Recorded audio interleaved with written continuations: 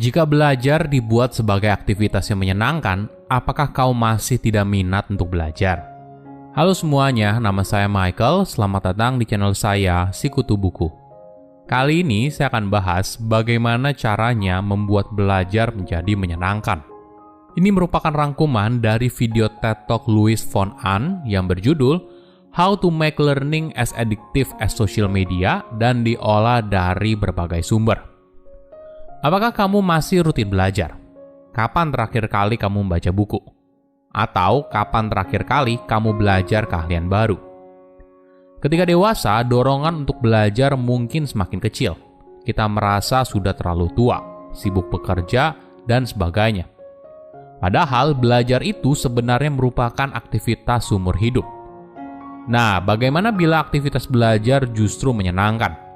Misalnya dengan menggunakan konsep gamifikasi.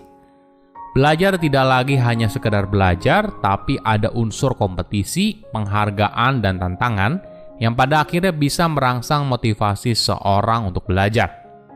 Di sisi lain, ketika kita dewasa, kita punya kebebasan lebih untuk memilih apa yang mau kita pelajari. Hal ini penting karena jika pelajarannya saja kita tidak suka, bagaimana kita bisa mahir di sana? Sebelum kita mulai, buat kalian yang mau support channel ini agar terus berkarya, caranya gampang banget. Kalian cukup klik subscribe dan nyalakan loncengnya. Dukungan kalian membantu banget supaya kita bisa rutin posting dan bersama-sama belajar di channel ini. Sejak kecil, kita mungkin dipaksa untuk belajar. Tapi ketika dewasa, belajar menjadi sebuah pilihan, bukan keharusan. Saat kita tidak lagi di sekolah, semua tergantung pada diri kita sendiri. Apa yang mau kita pelajari, bagaimana kita belajar, cara kita belajar, dan sebagainya. Pertanyaannya, apakah kamu masih terus belajar? Mungkin ada beberapa miskonsepsi yang sering dimiliki oleh orang dewasa. Pertama, saya sudah terlalu tua, sudah terlambat untuk belajar hal baru. Ini ungkapan yang umum ditemui apabila ketika orang dewasa diminta belajar hal baru. Ada keengganan di dalam diri mereka. Padahal sebagai manusia, edukasi sejati seharusnya berjalan seumur hidup. Otak kita tidak pernah berhenti atau menolak informasi baru. Batasannya hanya pada rasa ingin tahu dan keinginan dalam diri. Kedua, saya sudah selesai sekolah dan saya tidak ingin kembali lagi. Tidak semua orang suka dengan pendidikan formal. Namun hal ini bukan alasan untuk berhenti belajar. Di zaman sekarang banyak sekali cara untuk belajar. Ada kelas online, ada pelatihan, dan sebagainya. Tidak harus kembali ke sekolah formal untuk belajar. Yang penting kamu suka dengan apa yang kamu pelajari, dan mungkin kamu akan kaget manfaat yang bisa kamu raup setelah kamu menguasainya.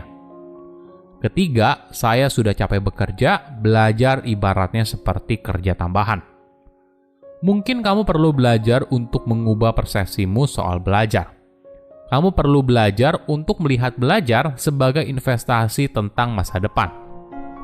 Entah itu untuk keamanan finansial, peningkatan karir, atau mengejar keinginan terdalammu. Di sisi lain, mungkin kamu bisa membuat belajar sebagai aktivitas yang menyenangkan. Jadi, belajar tidak lagi terasa seperti belajar. Banyak orang bicara kalau pendidikan bisa memberikan kesetaraan bagi kelas sosial yang berbeda. Tapi di sisi lain, pendidikan justru bisa membuat kesenjangan semakin lebar. Kenyataannya, bagi orang yang mampu, mereka bisa memberikan pendidikan terbaik bagi anak mereka.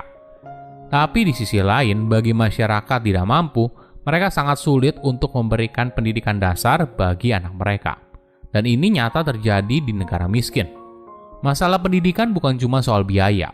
Walaupun pendidikan diberikan secara cuma-cuma, orang tua mungkin saja meminta anaknya untuk membantu mencari uang. Maklum saja, tekanan ekonomi yang berat membutuhkan bantuan semua anggota keluarga untuk bahu-membahu mencukupi kebutuhan sehari-hari. Alhasil, mereka jadi sulit untuk sekolah. Ditambah lagi, biaya untuk sekolah bukan hanya dari SPP, tapi juga biaya pendukung pendidikan lainnya, misalnya seragam, buku, dan sebagainya. Ada kisah menarik bagaimana Duolingo bisa menciptakan akses pendidikan bagi masyarakat tidak mampu. Tapi di sisi lain, mereka bisa membuat aktivitas belajar menjadi sesuatu yang menyenangkan. Jika bicara soal pemerataan pendidikan, ini merupakan masalah yang kompleks. pendiri Duolingo memutuskan untuk mengajarkan bahasa asing, khususnya bahasa Inggris bagi orang yang tinggal di Amerika Utara. Kenapa? Ada banyak alasan. Pertama, sekitar 2 miliar orang di dunia belajar bahasa asing di sekolah maupun di luar sekolah. Kebanyakan dari mereka tentunya belajar bahasa Inggris. Tidak heran, menguasai bahasa Inggris bisa secara signifikan meningkatkan potensi pendapatanmu. Sebagai contoh, jika kamu bisa berbicara bahasa Inggris dengan lancar, kamu bisa jadi waiter di hotel bintang 5 dan mendapatkan penghasilan yang lebih tinggi dibandingkan waiter biasa. Bagi kamu yang bekerja sebagai white collar, kemampuan bahasa Inggris yang baik sangat membantu karir, apalagi jika kamu bekerja di perusahaan multinasional. Ini yang unik soal bahasa dan berbeda dengan mata pelajaran yang lain. Sebagai perbandingan dengan matematika, jago dalam matematika saja tidak secara langsung meningkatkan penghasilan. Tapi ketika kamu belajar matematika lalu fisika, maka kamu bisa jadi insinyur. Nah, barulah kamu bisa mendapatkan penghasilan yang lebih tinggi. Lalu, bagaimana cara agar pendidikan lebih mudah diakses? Duolingo menggunakan model freemium. Artinya, kamu bisa belajar sebanyak apapun yang kamu mau tanpa perlu membayar. Tapi jika kamu tidak membayar, maka kamu mungkin akan melihat iklan di akhir sesi belajar. Nah, siapa orang yang membayar langganan untuk menonaktifkan iklan? Biasanya mereka berasal dari negara dengan penghasilan yang tinggi seperti di Amerika atau Kanada. Sedangkan yang tidak biasanya berasal dari negara miskin dan berkembang. Model ini merupakan bentuk kecil dari redistribusi kekayaan, di mana si kaya ikut mensubsidi pendidikan semua orang. Tantangan selanjutnya, bagaimana membuat belajar menjadi aktivitas yang menyenangkan. Di dalam sebuah smartphone tentunya banyak aplikasi menarik, mulai dari media sosial hingga mobile games. Jadi, menawarkan seorang untuk belajar di smartphone ibarat berharap seorang untuk makan brokoli, tapi di sebelah orang itu ada dessert yang enak. Ini yang berusaha dilakukan oleh Duolingo. Duolingo berbeda dengan aplikasi edukasi pada umumnya. Jika kamu buka Duolingo, tampilannya justru seperti kamu sedang main game.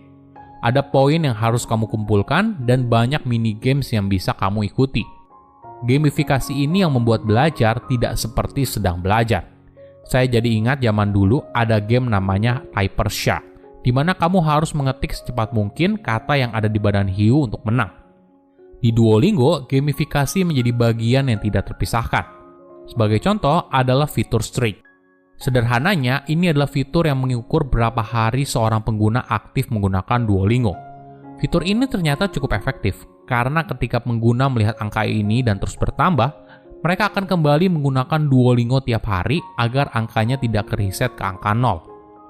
Saking berhasilnya fitur ini, ada lebih dari 3 juta pengguna aktif yang memiliki streak lebih dari 365 hari.